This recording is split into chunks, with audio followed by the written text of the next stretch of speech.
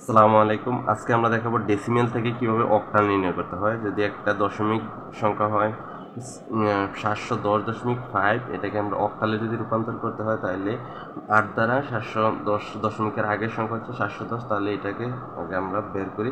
তাহলে 710কে যদি আমরা 8 দ্বারা ভাগ করি তাহলে কি আসে? 710 ভাগ 8, তার মানে পয়েন্টের মান আসতেছে, তার মানে হইতেছে না। তার মানে যদি আমি 709 দিই, 1 কমাইয়ে ধরি, তাহলে ভাগ করে 8 দিই, তাহলে দশমিকের মান আসতেছে। তাহলে আমি যদি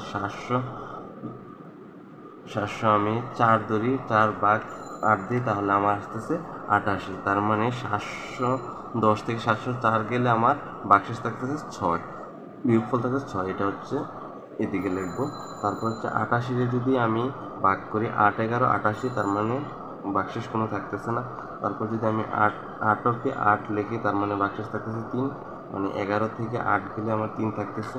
তারপর যদি আমি 8 দ্বারা 8 ভাগ করি, তার মানে 1, হাতের কিছু থাকে না, 0। তারপর যদি আমি 8 দ্বারা ভাগ করি, তার মানে 0 1। তার মানে হচ্ছে নিচেরটা হচ্ছে এমএসবি, উপরটা হচ্ছে এলএসবি। তাহলে আমার 710 ডেসিমেল থেকে অক্টালের মান আসছে 10। আমার যদি 0.5 আছে, 0.5 আছে, তাহলে এই 0.5কে আমরা অক্টালে নিব। তাহলে অক্টালে যদি নিতে হয় তাহলে আমার 8 দ্বারা গুণ করতে হবে। পয়েন্টের পরের মানগুলোকে আমার 8 দ্বারা গুণ করতে হবে।